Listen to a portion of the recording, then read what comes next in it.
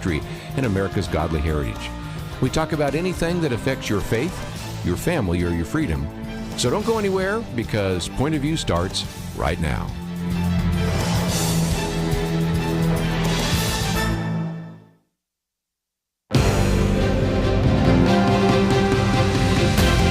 Across America, live, this is Point of View.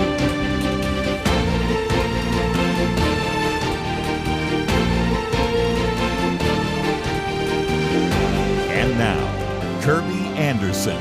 Thank you for joining me. It is the Thursday edition of Point of View. Tomorrow is the 4th of July. And of course, this is our 4th of July week. And so we will, a little bit later in the second hour, spend some time talking about a very good piece that appeared in the Wall Street Journal.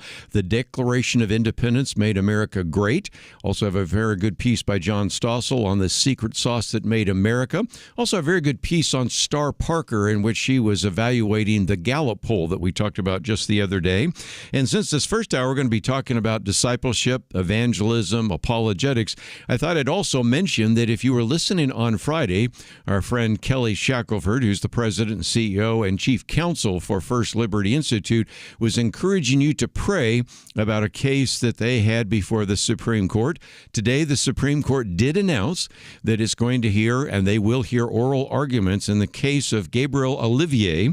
This is an individual who's an evangelical Christian, shares his faith in the public arena, and yet there have been attempts to prevent him from even speaking and using religious speech on a public sidewalk. And so I think it is going to be interesting to see how that plays out, because it's been quite some time before the court has dealt with that aspect of religious liberty. And certainly he has been involved in evangelism, more kind of public proclamation of the gospel.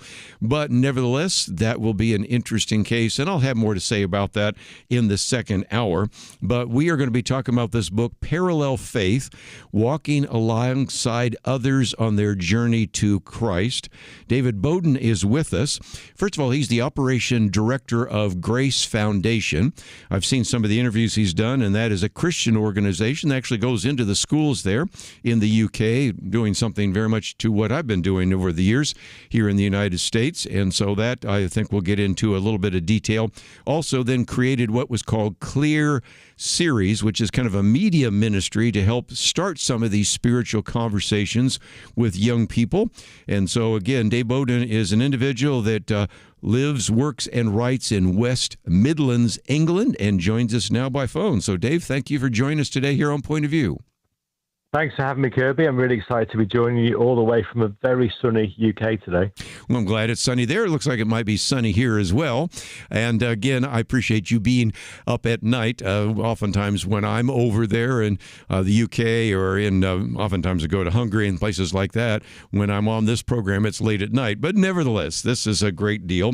And let me just mention for our listeners, you might have seen that in the past I've posted one of these booklets that we make available for our donors on the next generation, talking about some of the challenges reaching the next generation.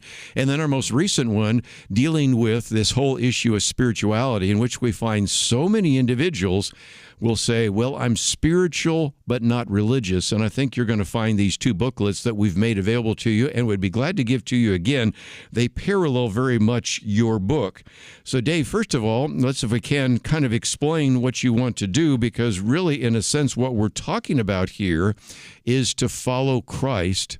And at the same time, as we walk along individuals, either individuals that we are discipling or individuals that we are trying to share the gospel with, we really need to be mindful of where they are in their mindset. Is that fair?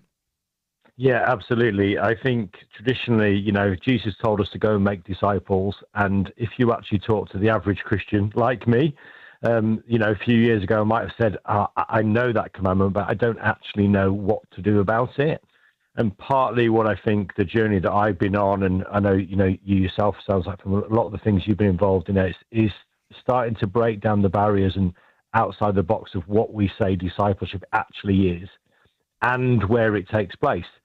Because traditionally people think, well, discipleship is for a church meeting at a set time in a set place, and it's hosted by our discipleship pastor, which is fantastic and really brilliant. But actually, Jesus told us all to go and make disciples. So what happens if I'm not that discipleship pastor, what happens if I'm not available on a Tuesday night between 7:30 and 9:30?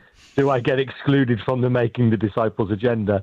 So really, I suppose the journey I've been on is to recognize that everybody that we meet is, first of all, completely loved by God, and everybody is either on a journey towards God or away from him. And what if we actually were to say that both discipleship and evangelism were on the same spectrum? They weren't separate departments in a church. They were just a journey. And some people start their journey quite far away from God, and we can help point them towards Jesus from their starting point and not ours.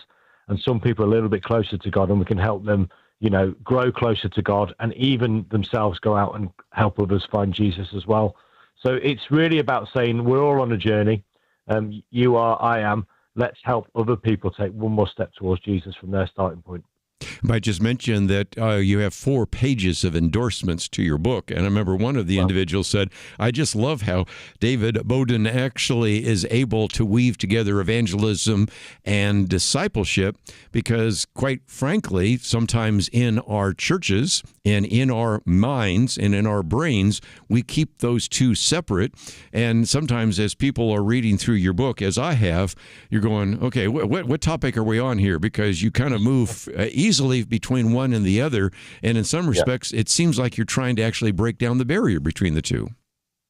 Yeah, it's interesting. I remember somebody once used the phrase, disciplism is probably a better way of saying it, because I do think we have separated the two, and we've created these two like different departments, or we create two very different acts. And what happens is, when we think of evangelism, probably traditionally we sort of see ourselves as those who have to stand on a platform in front of crowds of people and declaring God's word in a very eloquent way to the masses. And then when we think of discipleship, we think maybe of being in a teaching setting, in a church meeting, or maybe one-on-one with your Bible out. And both of those are stereotypes which are true, and they're not wrong. We're not saying it's it has to be this and not that. But I think what we're saying is that actually, when we think about discipleship, it's way bigger than an evangelism, way bigger than both those things. It stretches way beyond the stereotype. And how we share and talk about Jesus is, first of all, about being a disciple. If we want to make disciples, we have to be one, first of all. And secondly, it's about showing God wherever we go, but also telling others about him as well. And when we do that, it starts to move the dial in people's lives of the way they see God, the way they see Jesus, the way they talk about spirituality, and actually can help disciple them and move them, help them take a step towards Jesus. So those booklets which you talked about at the start of the hour, they're so key, because they're all about recognizing that we live in a world where people probably wouldn't necessarily say they believe in God or they want to go to church in the same way many years ago they would have. But so many people out there, especially young people I work with, they'd say, yeah, I'm spiritually curious. So how do you help take somebody who's spiritually curious and say, well, actually, you're talking generally about spirituality, but what I believe, what I see is Jesus himself.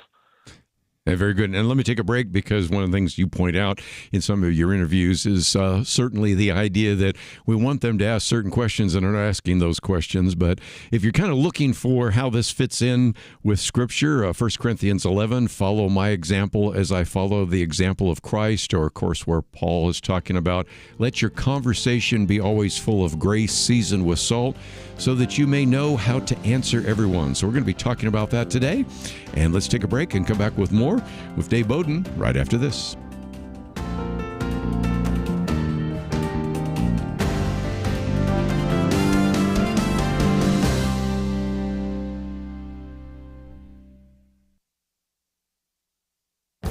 This is Viewpoints with Kirby Anderson.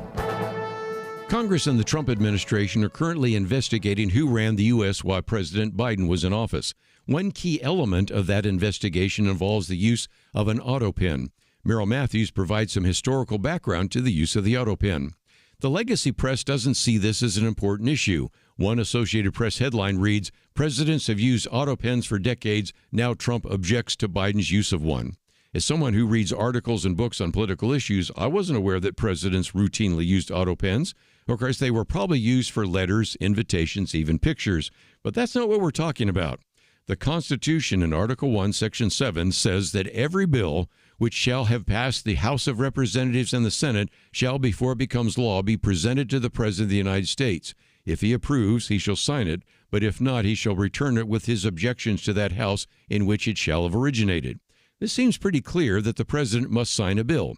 I even remember stories of legislation that was flown to past presidents so they could sign a bill. But Merrill Matthews cites a Deputy Assistant Attorney General who in 2005 argued that the president did not have to personally affix his signature to a bill. 6 years later, President Barack Obama took this step when out of the country. Congress needs to resolve this issue. Does a bill signed by an auto pen have the force of law? What about the many presidential pardons supposedly signed by Biden? And what about Biden's executive orders? A pro-energy group is demanding an investigation into those executive orders that affected their business. As you can see, it is time for Congress to resolve this issue. I'm Kirby Anderson, and that's my point of view. Go deeper on topics like you just heard by visiting pointofview.net. That's pointofview.net.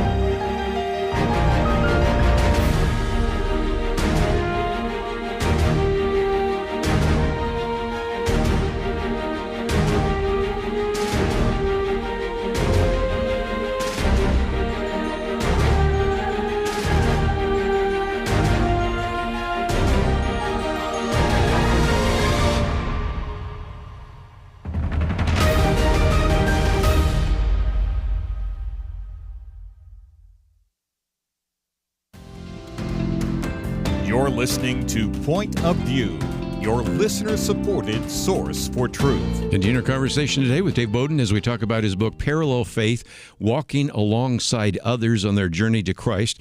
Now, the book's been out for quite some time. You might be able to find it in your local bookstore, but one of the reasons we have a link there is so that if this is something of interest, and I think it will be as we go through this, you can order it there. We also have a link to his Substack so that you can read some of the commentary he is involved with, and certainly some great ways in which this can challenge your Christian faith. But David, for just a minute, I thought we'd go to Devar Island in Scotland. After you told the story, I looked up on Wikipedia. Next time I'm in Scotland, if I can get over there, I'm interested because anyway, there are all these caves in this place in Scotland, and you can get over to the island if you walk by foot on low tide. But there is a painting there that you went to look for, and I love the illustration because, first of all, it's always one of those things that you like to learn about in another country, but it, in some respects, is the way you start your book because it illustrates how sometimes we see Jesus, but we don't see Jesus. Can you explain?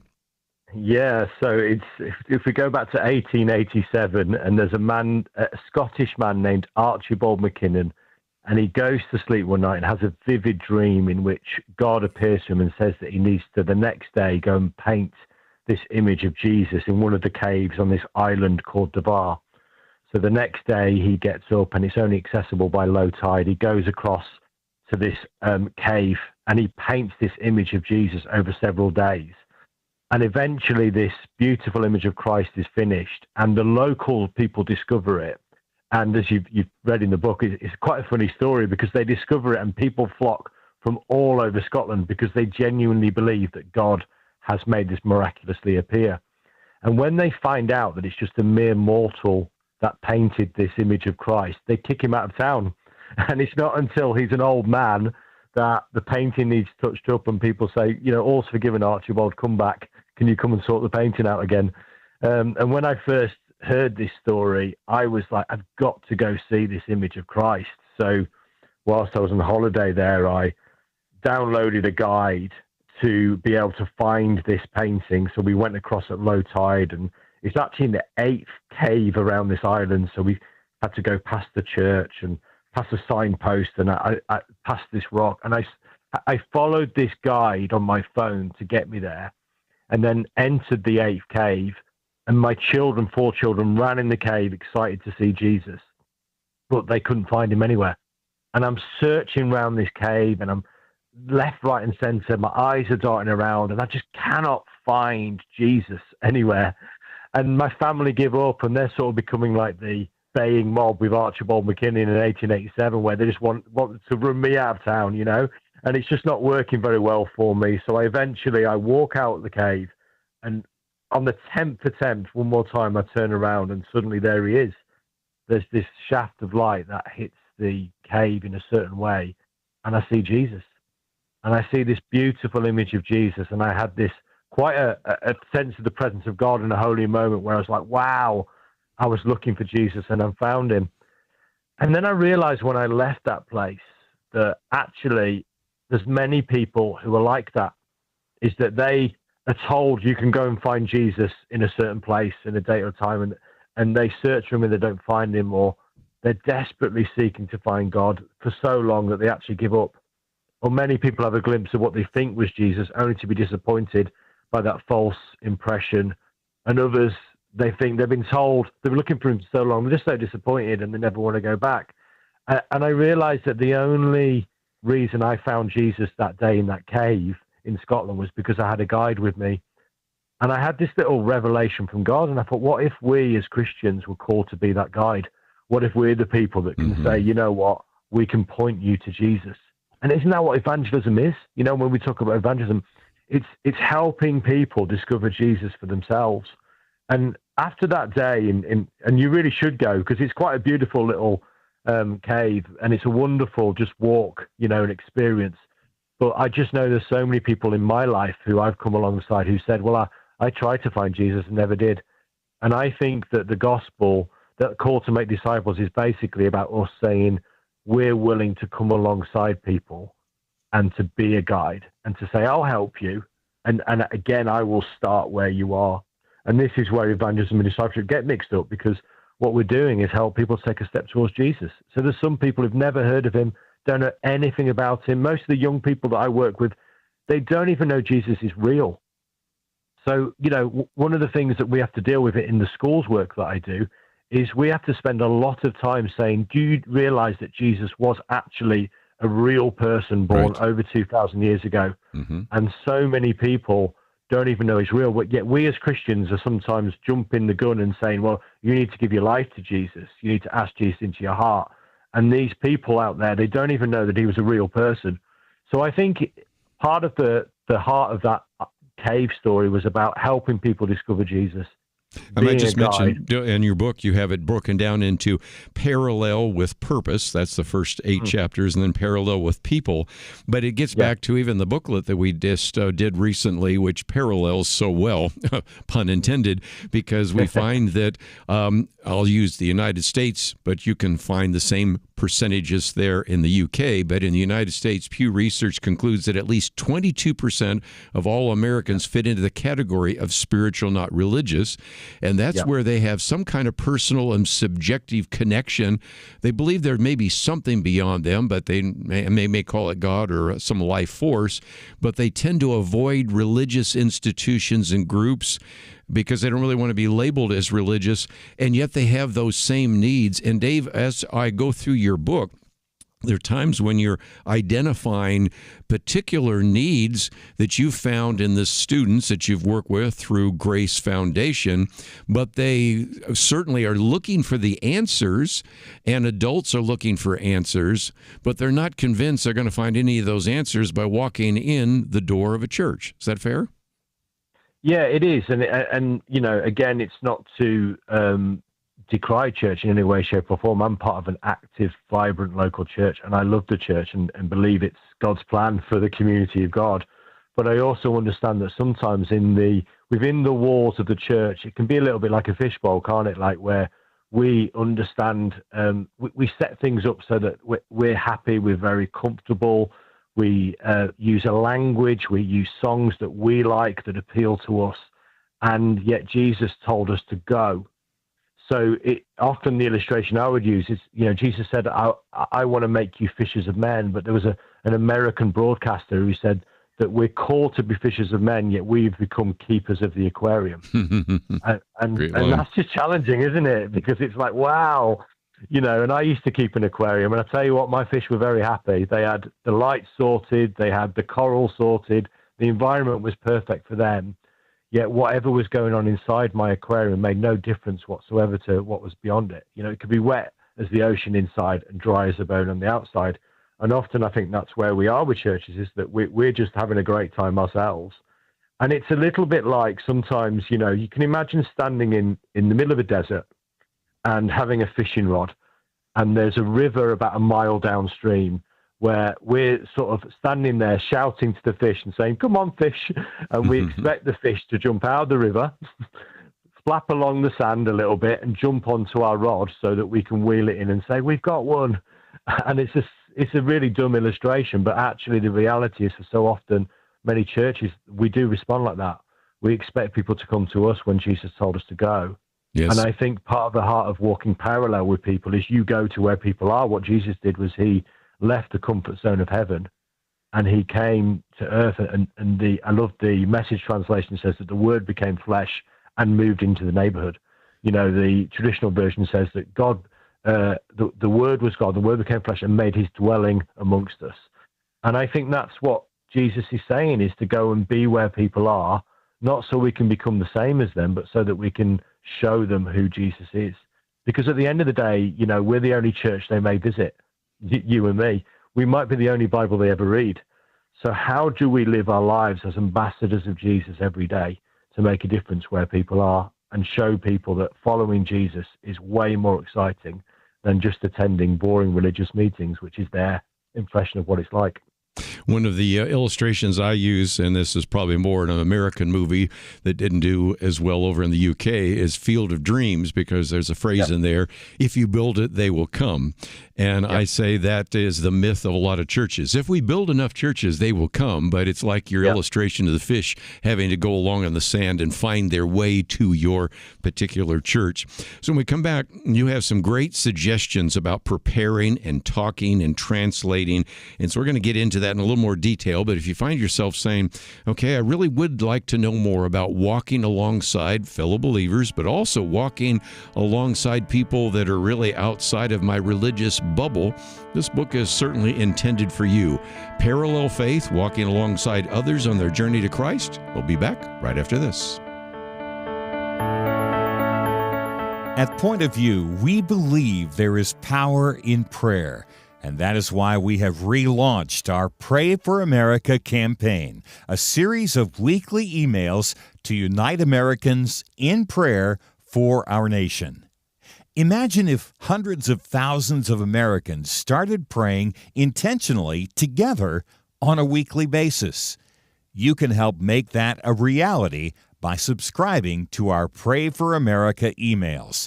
Just go to pointofview.net and click on the Pray for America banner that's right there on the homepage. Each week you'll receive a brief news update, a specific prayer guide, and a free resource to equip you in further action. We encourage you to not only pray with us each week, but to share these prayers and the resources with others in your life. Join the movement today.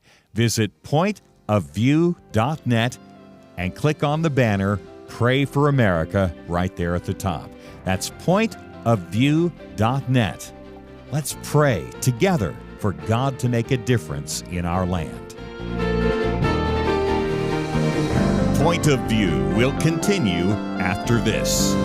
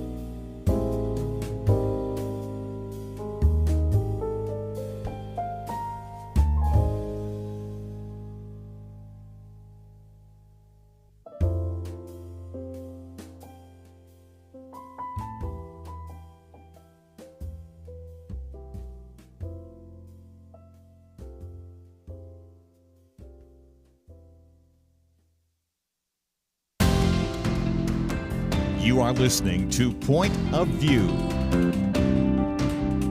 The opinions expressed on Point of View do not necessarily reflect the views of the management or staff of this station.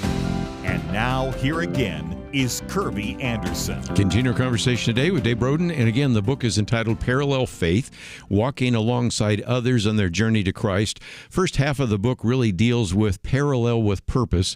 We could camp out there, but I did want to get to the section on parallel with people, because, Dave, you talk about the fact that every preparation has a pattern, every culture has a context, every conversation is a catalyst, every believer can be a beholder, every creative person can be a change maker. Every teacher is a trainer. Every community can care like Christ.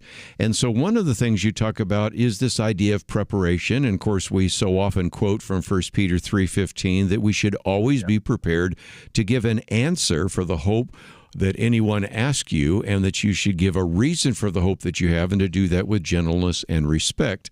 And it does seem to me that, of course, is the idea of being ready, which, of course, would imply that we should know at least a little bit about how to present the gospel. One of the things we do here on Point of View is we not only want people to know how to articulate a biblical worldview, but also to know how to defend a biblical worldview, because that's going to be really important. And then you go on to talk about the verse I quoted before in terms of Colossians 4:6, of having your grace, your conversation full of grace and seasoned with salt. And it does seem to me right now what we need to do, as you have said, is to be able to listen to individuals, not necessarily superimpose our worldview on them, but find out what their questions, their needs, their doubts, their fears might be, because if we're going to walk alongside with them, that's exactly what they would want us to do for them, because it's exactly what we would want to do if we were in that position that they are in. Yeah, and it's also exactly the way that Jesus was as well, right? You know, he actually, when he spoke with people, he took time to get to know everybody. And interestingly enough, he even adapted some of the message depending on who he was talking to. And there's so many examples of that in Scripture, isn't there? But that 1 Peter 3:15, it is such a seminal verse, isn't it? That always be ready. And that implies to me that some of the conversations that we're going to have in life, they may not happen at convenient moments for us. So I am a parent I've got 2 adult children now and 2 teenagers. And the one thing you know about raising teenagers is they always want to have a conversation when you don't want to. It's always 11 o'clock at night, yes. You're in bed, and suddenly they come alive, and we need to be willing as parents to be interruptible from our day-to-day life, or often the end of our day, to engage with that teenager. And I think it's the same with people. We've got people all around us. We're walking alongside people. We don't have to go to the far side of the world to go on mission. We don't have to get on a plane. We have people in our sphere of influence every day. But often, the scripture says we need to be ready. So that implies that something could happen at any point, any time. Am I willing to be interruptible in order to be able to have that frustratingly inconvenient conversation? And it often happens to me, when I'm in the middle of doing something else, somebody will ask a question. And I always pray, like, God, give me ears to hear what people are saying, because I don't want to miss the moment. Like in the middle of my busyness and my day, there could be an opportunity for a conversation here. And part of the parallel faith thing really is about saying, actually, in so many ways, we have forgotten the spaces where we can have conversations, because you mentioned earlier that, we live in that world where there's a lot of polarization, right? There's a lot of people talking at each other and not many people talking with each other. And so often we as Christians, we go with our prepackaged sort of gospel presentation that we're desperate to get almost infringe on somebody. And yet what Jesus did, and what I believe we need to do, is often just start with where the person is. And before we tell them something, about what we think, let's just ask them a question. And so often I ask people all the time. I've done it 4 times this week. I'll say, what is your understanding of faith? What's your understanding of Christianity so far? and they just tell me. It's unbelievable. Oh, yeah. You know, it's not more complex than that. It's like, what do you understand about it? And they'll say, well, you know, I grew up my grandma, she knew this, or I had some situation as a child where I used to believe. And of course, that then gives you, when you talk about translating the gospel, when we talk about the language we need to use, once you know what people already know, you can build from there. And so often we just assume that everybody knows what we know. Right. And actually, in education, we call it the curse of knowledge. It's a really interesting phrase. It says, so when you're trying to teach a young person something new, you can start so high and far on that you're cursed with knowledge. So you know all that, and you assume the person you're trying to teach knows it all already. So one of the things that I've learned when having conversations with people about faith and discipleship and being an evangelist for me is I've learned that I just don't assume anything anymore. and I just ask them, you know, if you don't know, I'll say, what do you know about this already? And also, you know, some of the language that we use as Christians can be so religious from our religious bubble that people do not understand what we're talking about. And it's a bit like back in COVID, you know, when everybody suddenly moved to these video calls. Mm-hmm. And there was always that one guy on the meetings that you'd have who was talking at you, but they were on mute. You know, and we had that. Everybody else in the room was going, "You're on mute." You're on mute. But that person was we can't hear very you. passionate. Yeah. They're so passionate, right? And they were talking at us, but nobody was listening. Yes. And I think often, you know, like the church is like that. We're talking at the world, but we're on mute. And the world is not polite enough to say, "Oh, guys, by the way, church, you're on mute. Can you unmute yourself?" They just get on with the other thing, right? And I think, you know, that comes because we're not listening to what's going on around us. And I'm not saying that we dilute the message. I'm not saying we change the gospel. The gospel hasn't changed in 2,000 years. It's good news for everybody. But I do think sometimes when we start with where people are, it helps us to lead them to where we know God wants them to be.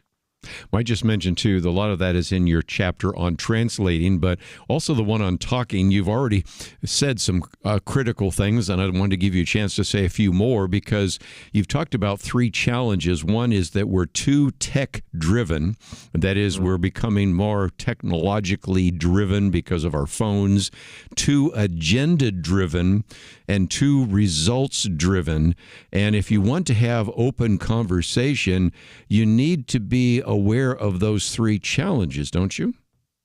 Absolutely. And, you know, the whole, obviously, tech-driven is the thing where we spend so much time on our phones now that we've lost those downtimes, you know, like we young people and even adults, I think we've forgotten how to be bored because we're so checking our phone 150 times a day and often even more that we're filling all those moments where conversation used to fill those moments of the in-betweens, whether you're at a bus stop or you're waiting for something to happen, and the in-between moments, I think tech-driven is a challenge for us.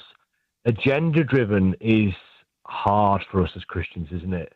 Yeah. Because we are passionate and we really want to say our thing. And I think sometimes one of the things that I've learned is that we are not responsible for the outcome of conversations with people, but we are responsible for our obedience.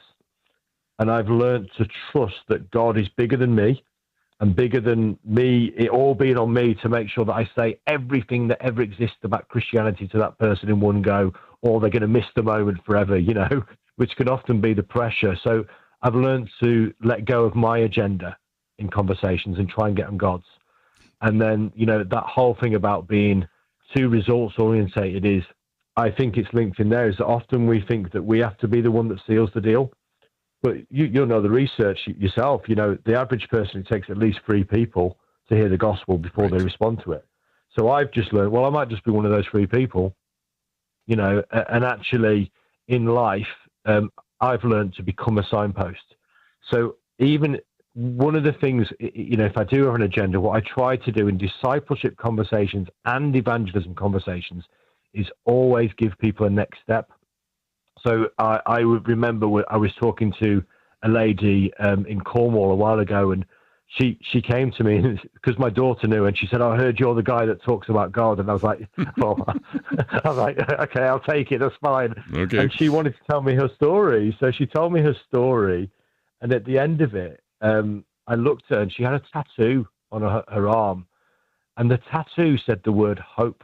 Wow. And I said to her, why have you got that tattoo? I said, what does that word hope mean to you? And she said, yes, I don't know why I've got this tattoo. And I said, well, what's your source of hope? And she said, I've never found it before. Never found it. But Yeah. I've never found it, but I've got this tattoo to remind me that when I do find my source of hope, she said these words. She said, I'm going to tell everyone. Wow. What a powerful Great statement line. from a non-Christian. So I then said, well, can I tell you about where I found my hope? What a great open door. Let's take a break. We'll continue our conversation with Dave Broden. The book is entitled Parallel Faith, and we have information about it on our website, pointofview.net. We'll be right back.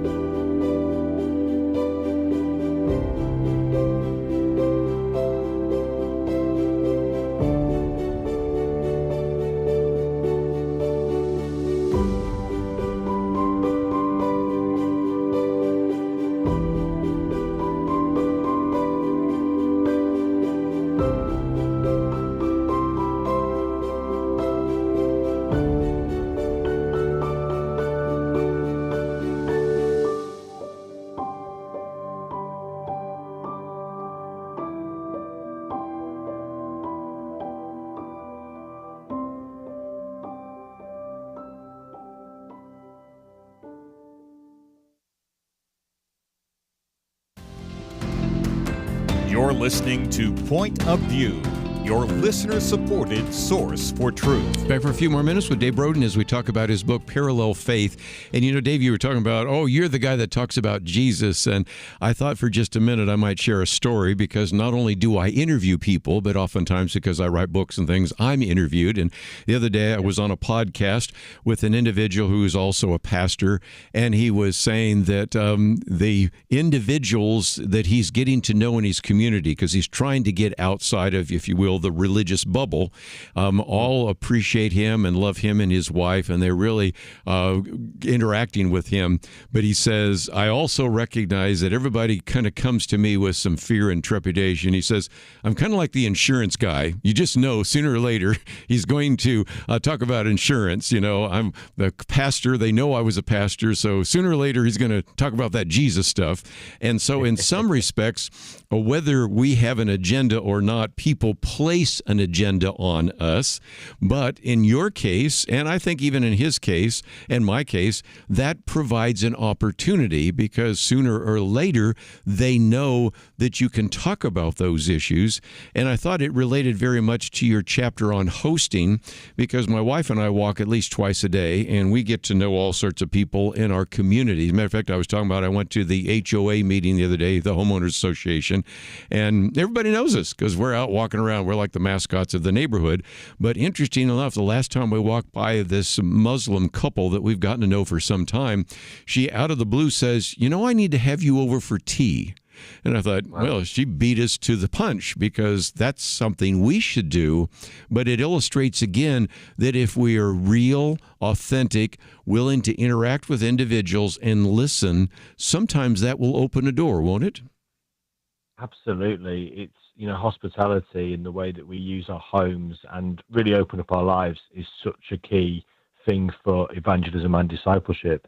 I mean, you know, last night we had 5 Gen Zs, young people in our home, and we just literally, the agenda was come for food and games. Now, that was the agenda. By the end of it, we're having conversations about how me and my wife got together, and they're asking us questions about our relationship. And then at the end of it, one of them was going off for something, you know, in a few weeks' time. So we said, well, can we just pray for you before you go? So it was not a church meeting, but you would not have got away with that evening without seeing God somehow at the center of it, even though it was just food and games. And I think, Kirby, that is partly what we're called to do, isn't it, as Christians, is just to invite people. And even Christians sometimes don't invite other Christians to their home, let alone inviting people that don't yet know Jesus. And I think the dinner table is one of the greatest places for discipleship, because round the table, people open up and they just start talking. One of the things that you do talk about in your book is teaching. And again, 2 Timothy 2:2, things you've heard me say in the presence of many witnesses, entrust to reliable people who will also be qualified to teach others. And that's, of course, discipleship. I'm going to disciple individuals, then they will go and disciple others. But in some of the interviews I've heard you do, you make a real distinction between teaching and learning. And I think I'd be remiss if I didn't give you a platform to talk about the difference between those two. Yeah, this is such a key point. So our churches are full of teaching, right? So we have sermons, we have small groups, we have podcasts, we have Bible studies, and there's so much teaching. Yet one of the hallmarks of what it means to be a follower of Jesus is basically, if you hold to my words, you know, and put them into practice, then you are my disciples. So what Jesus is looking for is not just knowing his teaching, but doing something about it. And that's where the learning side of it comes in. So I think it'd be really great for churches to ask themselves, you know, we're teaching all this, but what are people actually learning?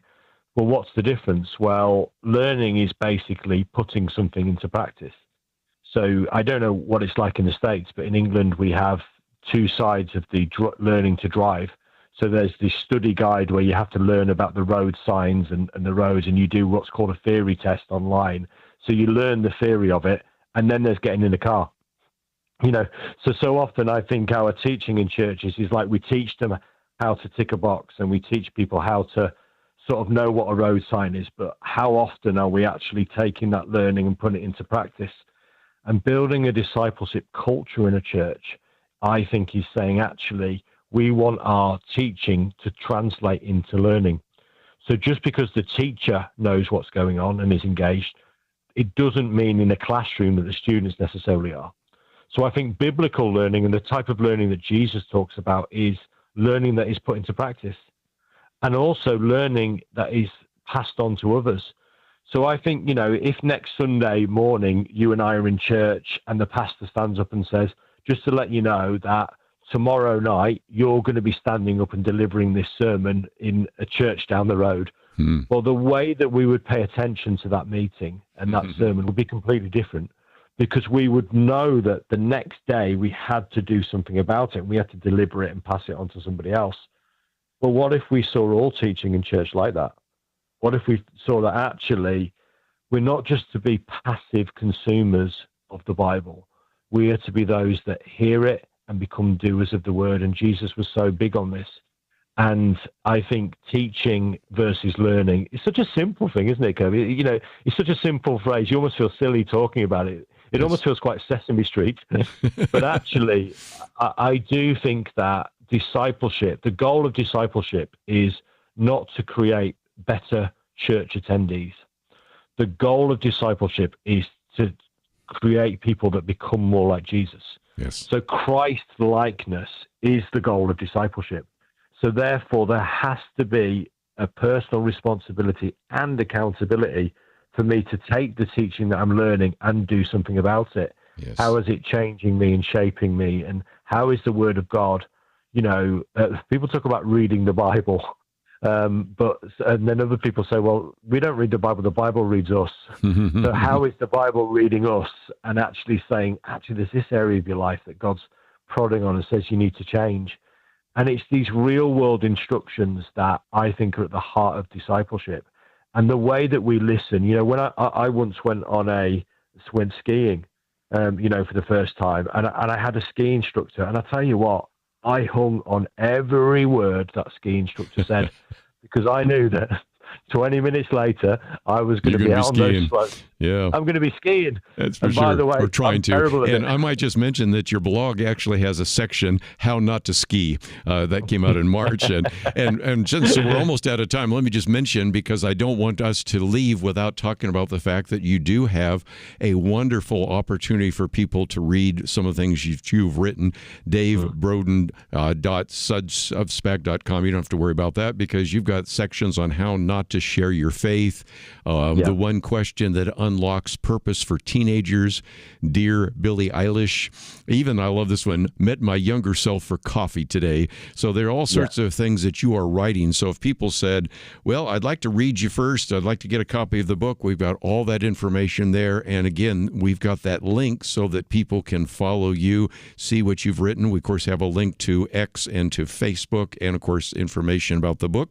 So I should probably say it's about time for you to get to bed, but it was just delightful to have you on the program, and thank you for writing the book, and thank you for giving us an entire hour here on Point of View.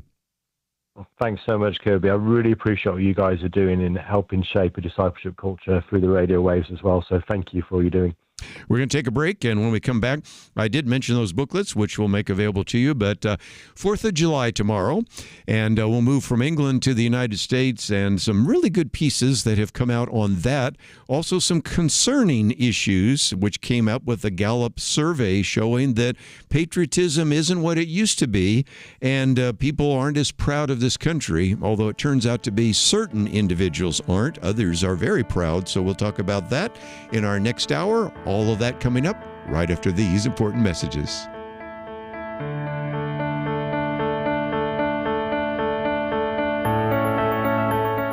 In 19th century London, two towering historical figures did battle, not with guns and bombs, but words and ideas.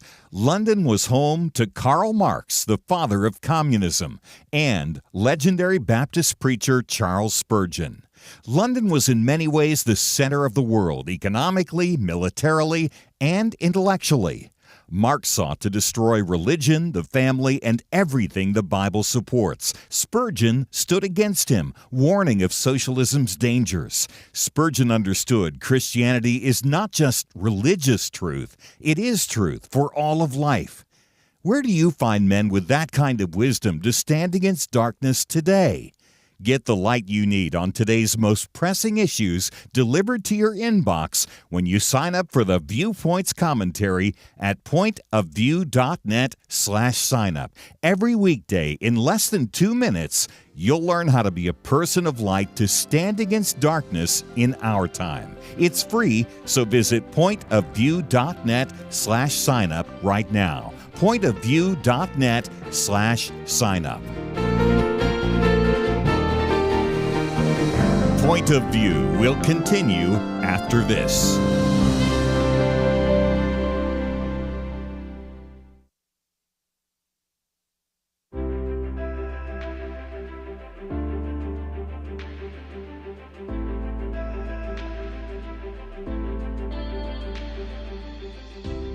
Thank you, Kirby. I really appreciate your program. You cover a lot of issues that a lot of us think about, I'm sure.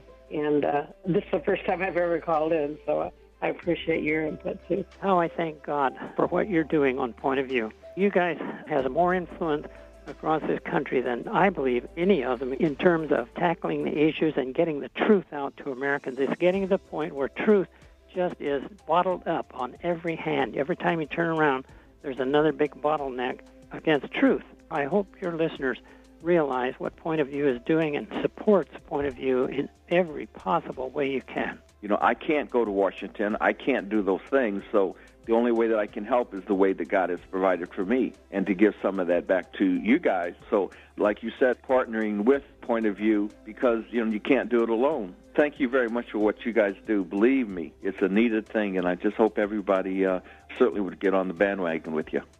Point of View Radio Talk Show.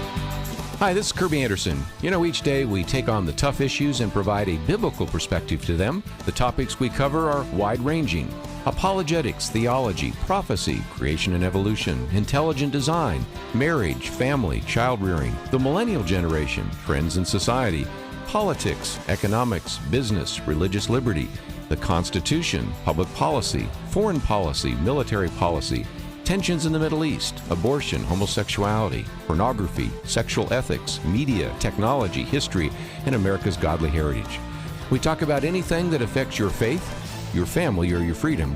So don't go anywhere, because Point of View continues right now.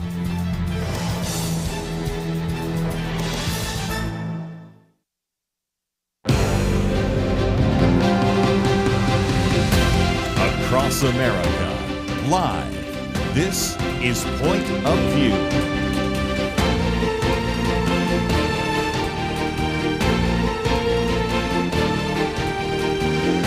And now, Kirby Anderson. Second hour today, we're going to certainly encourage you to celebrate the 4th of July tomorrow. And we're going to be talking about that for some time today in this last hour before we, of course, run a tape tomorrow.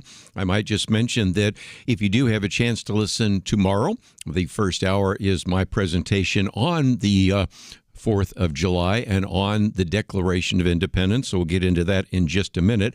First of all, let me issue my one concern, and that is if you are engaged in any kind of fireworks, be really careful.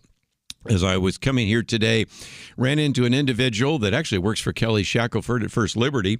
He had all sorts of Star-Spangled Banner clothes on and everything, and talking about how they've purchased $400 worth of fireworks, and every year they have a parade. And now I've been in some parades with our dogs and things like that, but they have a parade, and then they fire the fireworks into the lake where her mother is, and that sounds relatively safe as long as you're not in the front of those. But be careful tomorrow, but also take the time, if you could, to maybe listen to the broadcast or download my commentary and use that to teach a little bit of America's godly heritage. I want to do a little of that in just a minute. Then I want to quote from a piece by Karl Rove that was in Wall Street Journal, one by John Stossel, a little bit later, one from Noah Rothman, one from Star Parker, and some other pieces along the way. But while we are talking about the fact that we live in a country with such great freedom, I just thought I would mention once again that the Supreme Court today announced that it is going to hear oral arguments in Kelly Shackelford's case. This has to do with Gabriel Olivier. He actually is one that challenged what was happening in, of all places, Mississippi. Brandon, Mississippi actually prohibited any kind of religious speech on a public sidewalk near the city's amphitheater. What? I mean, that one sounds like an easy slam dunk. This could be another one of those cases that First Liberty wins 9-0, but we'll see. But nevertheless, Kelly Shackelford said every American has First Amendment rights to free speech, and every American certainly has a right to their day in court. Both these rights, free speech, religious speech, were violated for Gabe Olivier. The Supreme Court will now decide whether those rights will be protected for all Americans. And Kelly said on Friday, and he said this off air as well, that this may be the first time in a long time in which you've ever really had an issue related to religious free speech in kind of a public forum, which would involve, if you will, evangelism. And of course, we've had some other cases, one which of course talked about whether or not you could even have a prayer before a Christian football game. And the answer was no, because it's a secular institution and it's a secular microphone. I'm having trouble saying that with a straight face, but that's what we're dealing with in a world today. And again, they're going to win these cases. They've won so many of them. They've won the last 9 cases. Matter of fact, they've only had 9 cases before the Supreme Court, won all 9 of them. Most recent one won 9-0. So we'll see where that goes, but I think we know pretty much. Just before we get into some of the things that other people have said, I have a booklet that we are putting together, and so a couple of months from now, you should probably be receiving that in your mailbox because we try to write them ahead of time. But we will this next year be celebrating 250 years of this country. Tomorrow is, of course, the 249th year since July 4th, 1776. But next year, July 4th, 2026, will be the 250th year. Those of us a little bit older recognize I have younger people working on the program here and younger listeners, but those of us that were around in 1976, I should say, we certainly remember the bicentennial. And so I don't think we're going to have quite the celebration of the 200 years of America that we'll have for the 250 years, but we'll see where that goes. But G.K. Chesterton, the British historian and philosopher, one time said that America is the only nation in the world that is founded on a creed. He says that creed is set forth with dogmatic and even theological lucidity in the Declaration of Independence. And one of the things I do want to try to teach this year is the fact that, true, not all the founders were Christians. True, many were influenced by deism and various kinds of Unitarianism, maybe even what we might today call humanism. But they were still very influenced by these Christian principles, and those really show up. And the Declaration of Independence is one of those illustrations. The other day, you might remember, we had Bill Federer on the program, William Federer, and he mentioned that the Declaration on 4 occasions mentions God, either explicitly or implicitly. But I think it's even more telling because Thomas Jefferson, who, again, as I've oftentimes said, could not sign the doctrinal statement of your church, nevertheless was influenced by some of the writings, and one of those was what was called the Mecklenburg Declaration. That was written under the influence of Ephraim Bivard, who was a graduate of Princeton, which at that time was College of New Jersey. And interestingly enough, you can see the ideas that certainly were in there, because one of the writers, one scholar said, in correcting the first draft, because we do have that, of the Declaration, we can see in a few places where Jefferson erased the original words, crossed them out, and inserted those that were found in the Mecklenburg Declaration, which was actually put together by the Presbyterian elders of North Carolina. And so they concluded that no doubt Jefferson had Brevard's resolution before him when he was writing his immortal Declaration. Of course, many of the other ideas came from George Mason's Virginia Declaration of Rights. This is from the Declaration of Rights, and see if this sounds at all like the Declaration of Independence.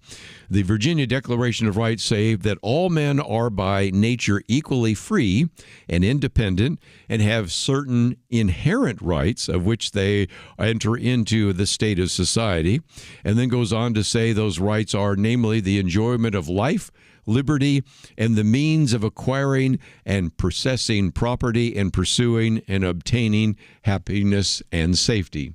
Does that sound a little bit like the Declaration? Yes, it does. And Paul Johnson, the British historian, even said there's no question the Declaration of Independence was to those who signed it a religious as well as secular act, and the Revolutionary War had the approbation of divine providence.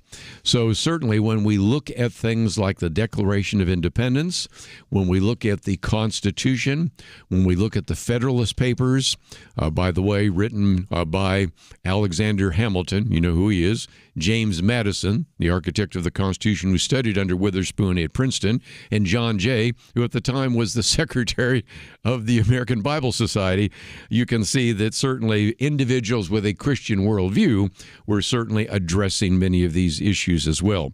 So that's certainly what we're going to be talking about over the next year before the 250th anniversary on July 4th, 2026.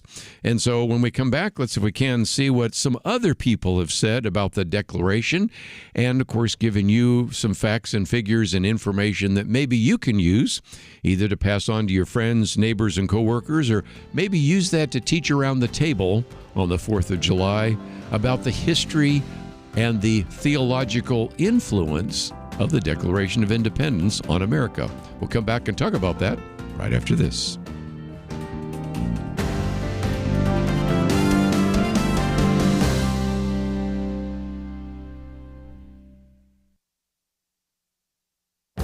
This is Viewpoints with Kirby Anderson. Congress and the Trump administration are currently investigating who ran the U.S. while President Biden was in office. One key element of that investigation involves the use of an auto pen. Merrill Matthews provides some historical background to the use of the auto pen. The legacy press doesn't see this as an important issue. One Associated Press headline reads, "Presidents have used auto pens for decades. Now Trump objects to Biden's use of one." As someone who reads articles and books on political issues, I wasn't aware that presidents routinely used auto pens. Of course, they were probably used for letters, invitations, even pictures. But that's not what we're talking about. The Constitution in Article 1, Section 7 says that every bill which shall have passed the House of Representatives and the Senate shall, before it becomes law, be presented to the President of the United States. If he approves, he shall sign it, but if not, he shall return it with his objections to that House in which it shall have originated. This seems pretty clear that the President must sign a bill.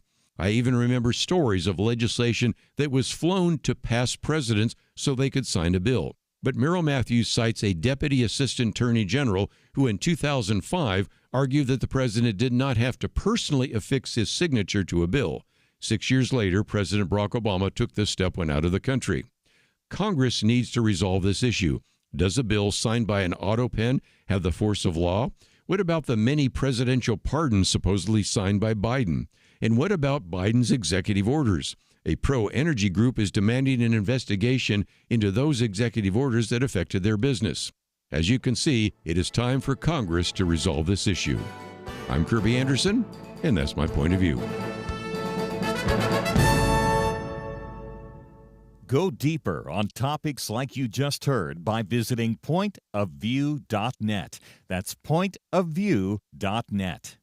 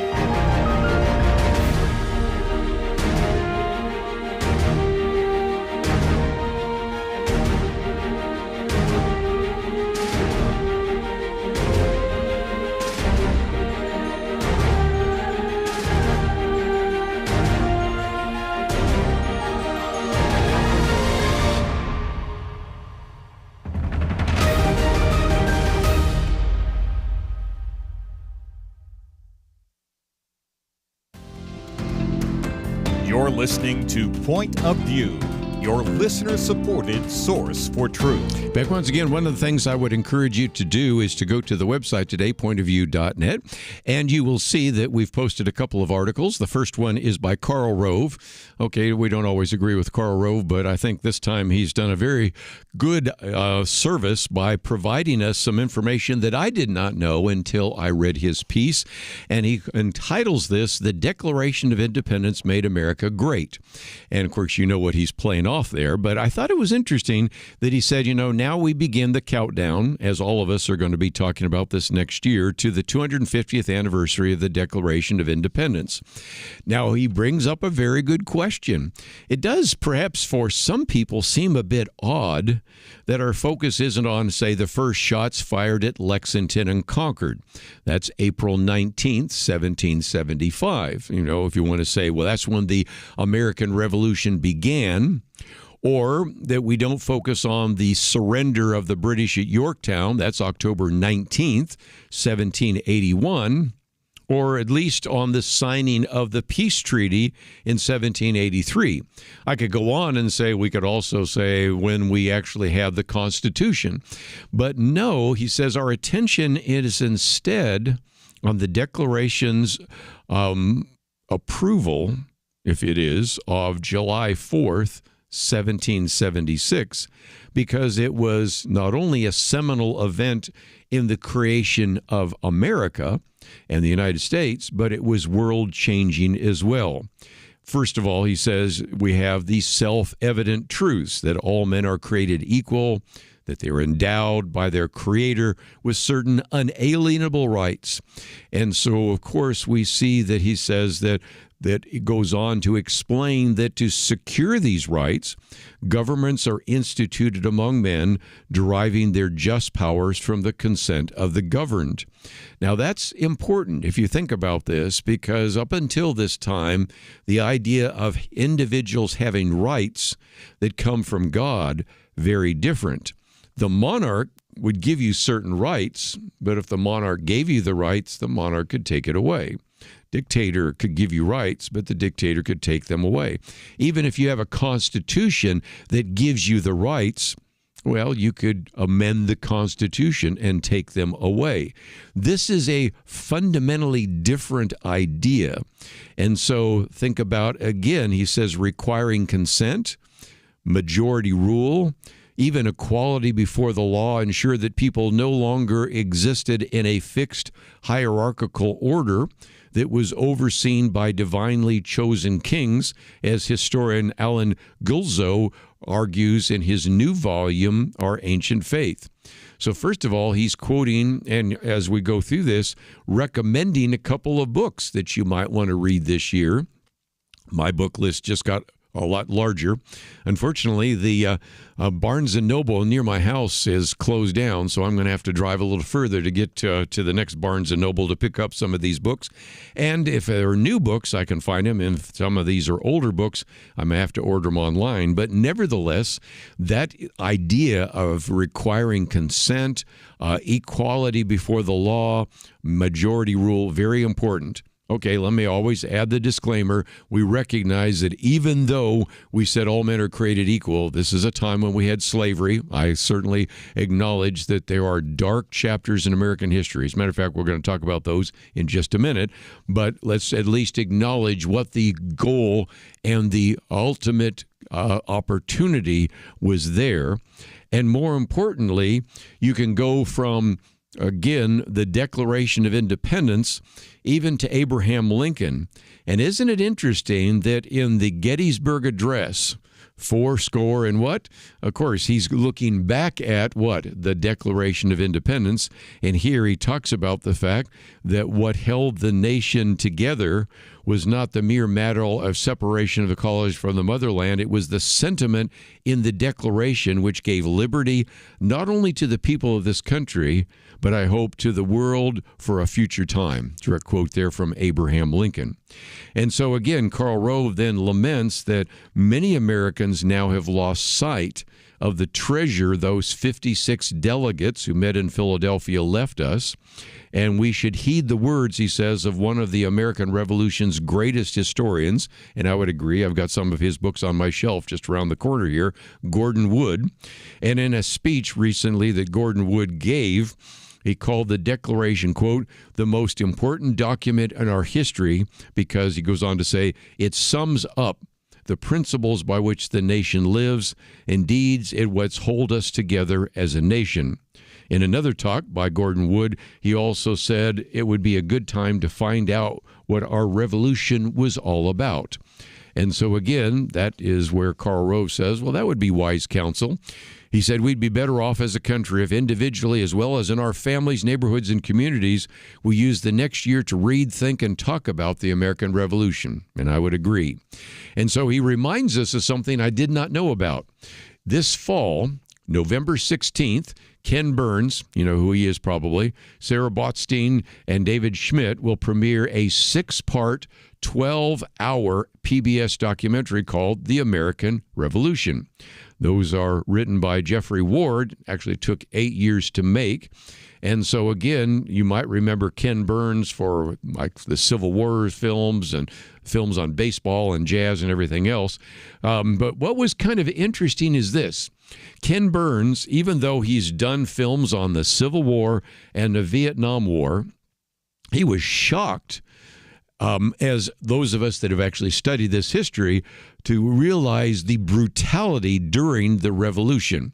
1 out of every 3 deaths in the American Revolution was by bayonet.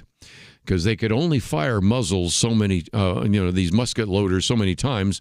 And so they'd fire once and then the muzzle is empty, and then they would go and stab individuals. And as he goes on to say, Ken Burns says that many of these warriors, many of those who were fighting, if they were in the regulars or in the militia, were oftentimes teenagers, and the violence was deeply personal. They tell, in one case, a story of this young Vermont loyalist who killed his best friend in hand-to-hand combat in the Battle of Bennington in 1777. So again, when you look at the per capita deaths, we actually lost even more people per capita in the Revolutionary War than we did in the Civil War. I think most people know that as well.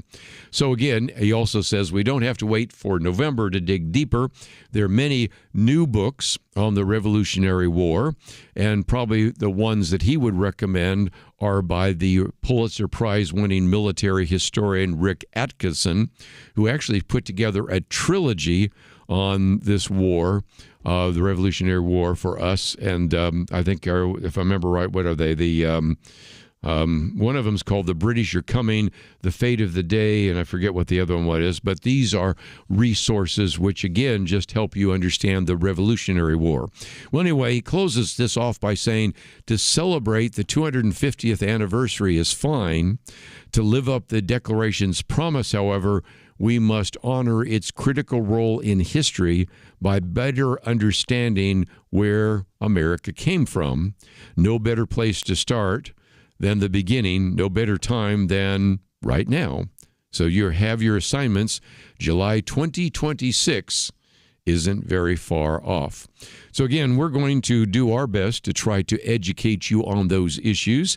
And of course, I mentioned a booklet that is coming out, which will probably just be titled One Nation Under God. But I might also recommend one of the booklets we've already made available in the past, and it's about patriot preachers. Matter of fact, Karen and I were talking to an individual that came in the door today, and both of us tried to give her a copy of the booklet, and she already had it. She already read it. But nevertheless, if you would want those kinds of resources, I think you're going to find them very helpful. Let me again let you know that tomorrow my commentary is on the Declaration of Independence, so you can be able to find that. And our first hour tomorrow is my teaching already recorded on this. So if you want to begin the process of learning a little bit more about July 4th, the Declaration of Independence, that is certainly the case. When we come back, let me real quickly quote from John Stossel, because he is talking about the secret sauce that made America. That's freedom, of course, as you might imagine. And then we're going to get into a couple of other pieces which we've posted, one by Noah Rothman, in which he's talking about why so many on the left run down this country and find, as he calls it, satisfaction in shame.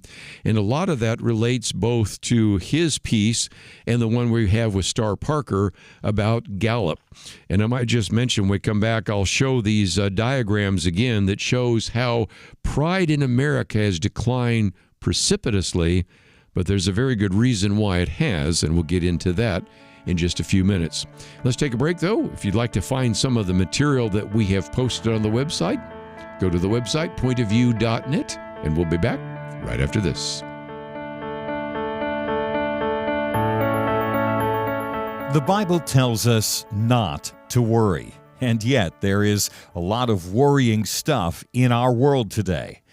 Thankfully, the Bible doesn't stop at telling us not to worry. God gives us a next step. He says we need to pray. But sometimes even knowing what to pray can be difficult, and that is why Point of View has relaunched our Pray for America movement, a series of weekly emails to guide you in prayer for our nation. Each week, you'll receive a brief update about a current issue affecting Americans, along with a written prayer that you can easily share with others. We'll also include a short free resource for you in each email so you can learn more about the issue at hand. Will you commit to pray for America? Go to pointofview.net. Click on the Pray for America banner at the top of the page to subscribe. Again, that's pointofview.net. click on the Pray for America banner. Let's pray together for God to make a difference in America. Point of View will continue after this.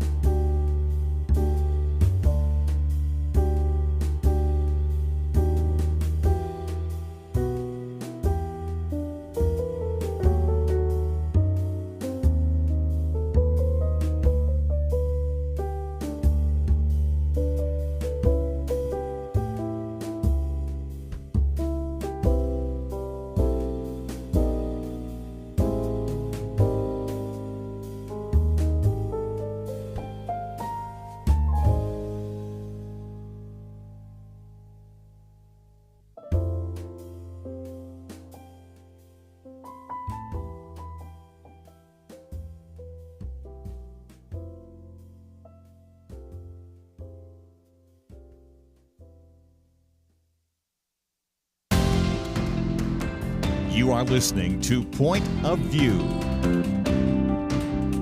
The opinions expressed on Point of View do not necessarily reflect the views of the management or staff of this station. And now, here again is Kirby Anderson. Back once again, let's, if we can, get to a piece by John Stossel in which he says the secret sauce that made America, well, that is freedom. And again, I agree with him on the freedom idea, but one of the problems with freedom is if it doesn't have any connection to civic virtue, just giving people freedom to do whatever they want, sometimes that doesn't turn out so well. But certainly he is reminding us that Friday is the 4th of July. He says 4th of July is about freedom. To him, the idea of a limited government that protects individual rights turned out to be America's secret sauce. It made us freer and a richer country than any other in history, and that is certainly the case.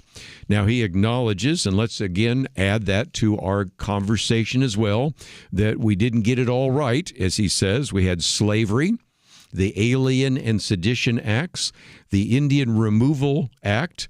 Then he mentions one in the 20th century, Prohibition, and then one in the 21st century, the Patriot Act, which I thought, well, those weren't exactly the founders, but I know what he's getting at here. There have been some times, whether it has been under individuals that were wanting to do good or those who used a crisis to constrain our liberty, that is the case. But nevertheless, he adds those to the list as well. And we do have some dark chapters in American history, and we need to teach that as well. He says, but the problem is today, democratic socialism has become very popular with young people.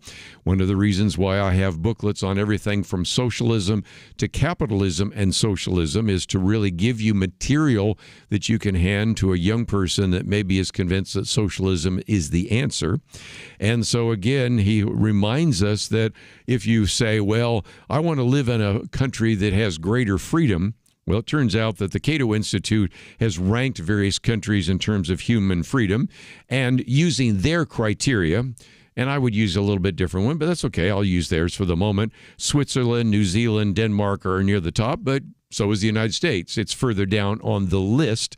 And the point he's making is this: those countries that rank high in freedom are the countries where you really would want to live. And so certainly the point he makes is we know what works. Our founders found the formula: predictable law plus individual freedom. He says the Wright brothers didn't invent a plane because Congress issued a grant. Elon Musk doesn't build reusable rockets because bureaucrats tell him to. In fact, as he said, they get in the way. Most good things happen when the government leaves people alone.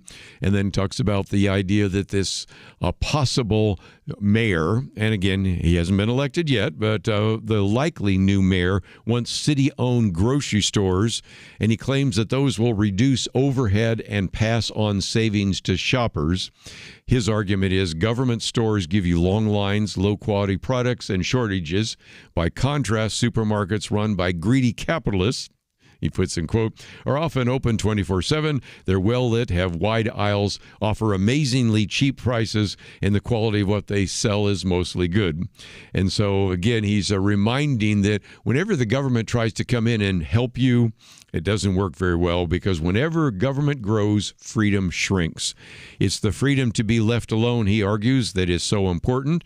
And the Declaration of Independence says that all men are created equal, endowed by their Creator with certain unalienable rights.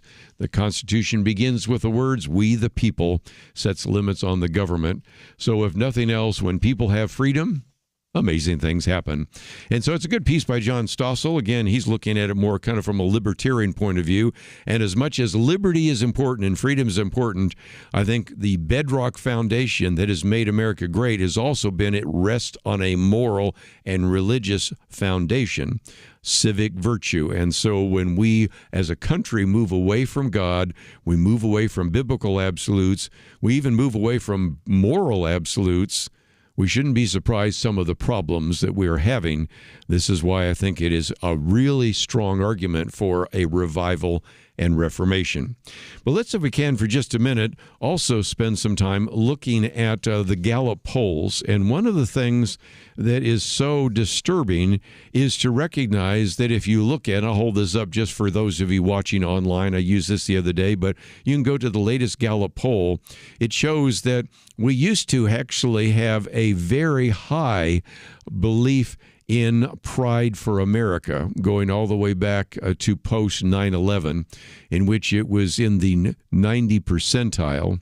Then it dropped to a very low part during COVID and some of the things that happened during the pandemic, then began to rise, but it's now lower than it's ever been. And so this particular graph that comes from Gallup is, I think, illustrative of what is happening today. But as I've also pointed out, if you go a little bit further, you recognize that really 93% of Republicans are still proud of this country, and they've been proud of this country whether there's a Republican president or a Democratic president. By contrast, the blue line, if you are looking at this, is the Democrats. The reason it's dropped is Democrats will be a little more prideful of their country and have a little more pride in their country and maybe have a greater appreciation for this country, for example, if Barack Obama's president, but have virtually none. You can see it dropping precipitously with first the election of Donald Trump, pumps up a little bit under Joe Biden, and now has dropped again. So we can see that is the case, which brings us to the piece by Noah Rothman, in which he says, this is a concern. And he quotes, first of all, Bernie Sanders, Senator Bernie Sanders, who, when asked about the individual, Luigi Mangione, the individual that killed that individual that worked for United Healthcare, CEO, that he says, I condemn it, but then goes on to then make the argument that it's understandable why people would want to kill these individuals because, after all, the health insurance racket makes huge profits.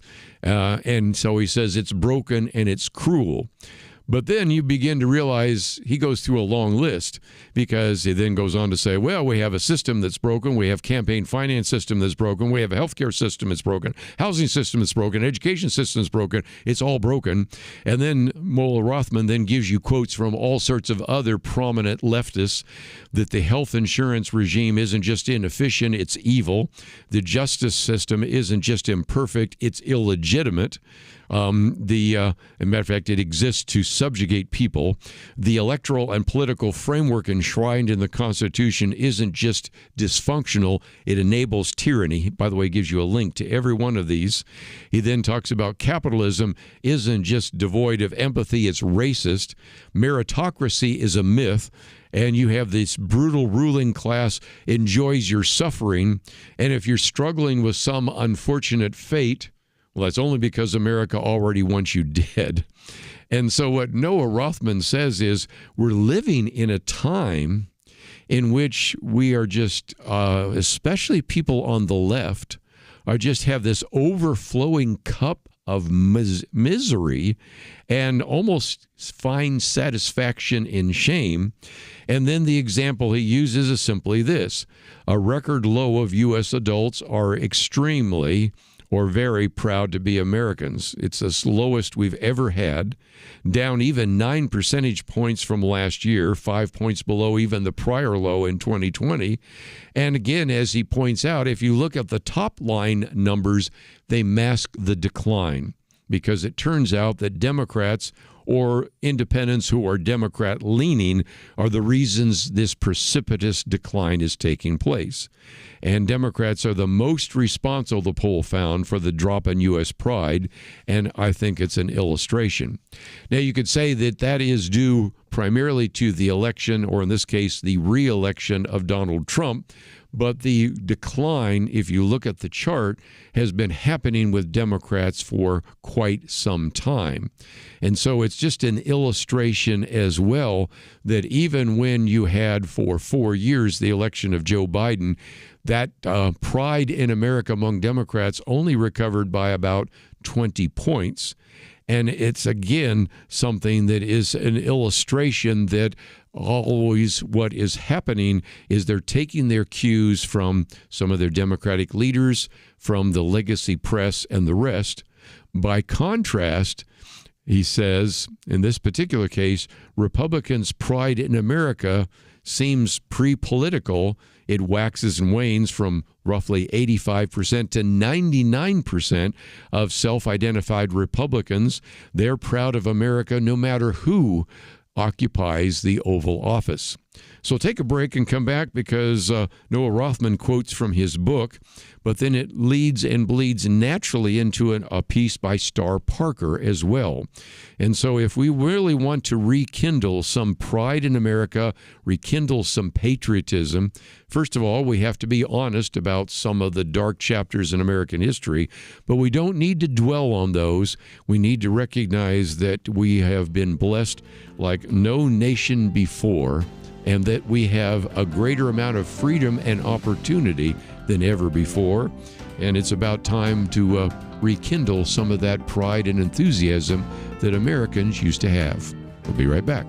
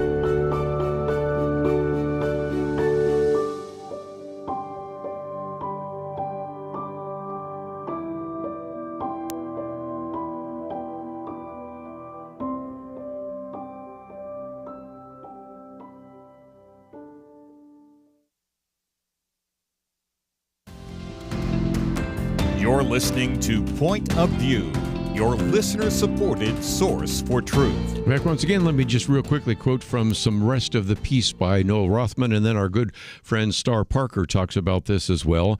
And he points out that, again, Americans sometimes have just gravitated to the sort of negative view of the world. It hasn't helped them, because then, again, in this article, which I really would encourage you to read, he gives you a link to those who then are part of the kind of leftist movement who admit that their subculture is unhappy, that they self-report having poor mental health. And he says, well, what's there to be happy about if indeed you are convinced that this is an evil, corrupt society and all the problems that you face are due to the fact that we need to change everything in culture and overthrow the existing system? Well, you can see that. He says, by contrast, conservatives actually report higher levels of satisfaction, mental stability. Again, he gives you some of the references so that you can see that as well. And even in his book, he says, look, if you're so worldly and astute that you can see and he's being kind of flippant here, the hideous underworkings of the world, if you're a member of that exclusive club, once you taste this vision, a theory that everything shows you the secret, seedy underbelly of society, it can be intoxicating. Those who are attracted to this psychological orientation are likely to find its applications are limitless, and when they apply it to just about everything, they find that just about everything is a problem. And we've been around people like this, just even apart from politics, where everything's a problem, you never get a smile on their face, and here he says, in some respects, there can be a kind of self-satisfaction in this idea of having what he calls the left's diffident shame over being born into this exploitative American social contract. So anyway, he talks about how this, in some respects, could even be satisfying for individuals. But I thought I'd also bring this very good piece by Star Parker, who also is looking at the latest Gallup poll. And here's what she said. She says, as we prepare to note the 249th anniversary of our country, getting ready for the great celebration next year of America's 250th, Gallup poll serves up some sobering data. She says, according to the poll just released by Gallup, only 58% of Americans now say they're extremely proud or very proud to be an American. When Gallup first asked this question in 2001, 87% said they were extremely proud or very proud to be an American. He says, but if you dig deeper, you see something very different. And so here's the comparison between Republicans and Democrats. In 2001, 90% of Republicans said they were extremely proud or very proud to be an American. In 2025, 92% of Republicans said they were extremely proud or very proud. So pretty much a slight increase, if anything. By contrast, in 2001, 87% of Democrats said they were either extremely proud or very proud, but in 2025, only 36% of Democrats say they were extremely proud or very proud of the country. So you can see where the drop is. It's not with the Republicans, not even with the independents, except the independents that identify as Democrats. And so again, however, Democrat pride moved with the party in power. During Democrat administrations, Democrat pride in the country increased, although, as I pointed out, not so much under Biden. During Democratic administrations, it dropped. But on the other side, Republicans, pretty much no matter who was in the White House, were still proud of the country, even if they disagreed with who was in the Oval Office. She sees a couple of reasons for that. The first one is abortion. Abortion is an issue, she says, touches on all the core values. Abortion is an issue, of course, where the country is deeply divided. Again, let's talk about the difference between Republicans and Democrats. Among Republicans, 77% identify as pro-life, 16% as pro-choice. Again, I have some questions about how they define themselves, but we'll just use the surveys there. By contrast, Democrats, 83% identify as pro-choice, only 12% identify themselves as pro-life. Church attendance is another one of those issues as well. According to the Gallup survey from 2021 to now 2023, among Americans, we see that individuals who say they have no religion, 63% are Democrats, 26% are Republicans. So again, if you're looking at what is wrong or morally wrong, what is right, what is wrong, you can see very significant differences. And again, simply on the issue of abortion, church attendance tells you everything. Among people attending church weekly, 18% see abortion as morally accepted, 71% see it as morally wrong. So again, a lot of this has to simply do to the fact that if you have a different view on something as fundamental as abortion, which I think also is an indicator of other views that you might have on social issues, that is the case. And a lot of it goes back to the issue of certainly whether or not you are a church attender, whether or not you say religion is important. And here's, I think, one of the most intriguing issues. She goes back to an even older survey. Back in 1965, if you can believe this, 70% of Americans in this culture said religion is very important in their life. By 2023, that was down to 45%. She also does a contrast. Back in 1965, federal spending consumed just 16% of our gross domestic product. By 2023, it was up to 22%. Her conclusion, very simple: less God, more government. If indeed you do not believe in God, you perhaps are then coining something else to be important in your life, and oftentimes government is the case. So she concludes by simply saying, as we move to America's 250th anniversary, let's pray for a great national awakening, restoring the awe of life and personal responsibility that are the hallmarks of a free nation under God. So again, that's something we will be working on this year, and if we can provide you with very important resources, let me encourage you to take advantage of those. As you go to our website today, you will see that, first of all, my Viewpoints commentary is about the auto pen. Tomorrow, my Viewpoints commentary will be about, of course, the Declaration of Independence. If you click on the button that says See More, you will, of course, see information about the book by Dave Bowden, who we've had on the program in the first hour. You have some information on the Declaration of Independence, the secret sauce that made America great, America pride and shame, and why aren't Democrats proud to be Americans? So lots of great resources that we have posted for you there as well. And so let me, if I can, provide you with all sorts of information, commentary, and education and empowerment so that you can make a difference in your community and in your family. Once again, for those of you that aren't familiar with the fact that last week we had our fiscal year end, we were able to meet our match. And so again, I want to say thank you to those of you that were able to help us meet that match. We're looking forward to this now new fiscal year starting in July 1st and here today, July 3rd. Tomorrow, of course, will be a tape on the 4th of July, and then we'll be back on the program by the 7th. And I think you will appreciate, or the 6th, I should say, will appreciate all the opportunities there to take the time to educate you about some of these really important issues that we will be dealing with. I guess it is on the 7th. And so, again, take the time to visit the website, find some of those resources, and we certainly do thank you for those of you that made it possible for us to meet our match. Once again, I want to thank Megan for help engineering the program. Karen, thank you for stepping in and reproducing the program. See you back here on Monday. It almost seems like we live in a different world from many people in positions of authority. They say men can be women and women men. People are prosecuted differently or not at all, depending on their politics. Criminals are more valued and rewarded than law-abiding citizens.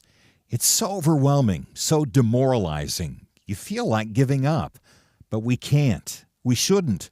We must not.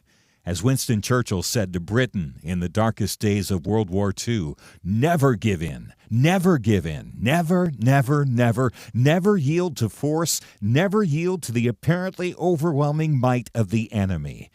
And that's what we say to you today. This is not a time to give in, but to step up and join Point of View in providing clarity in the chaos. We can't do it alone, but together, with God's help, we will overcome the darkness.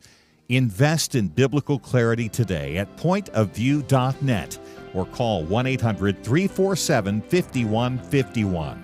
Pointofview.net and 800-347-5151. Point of View is produced by Point of View Ministries.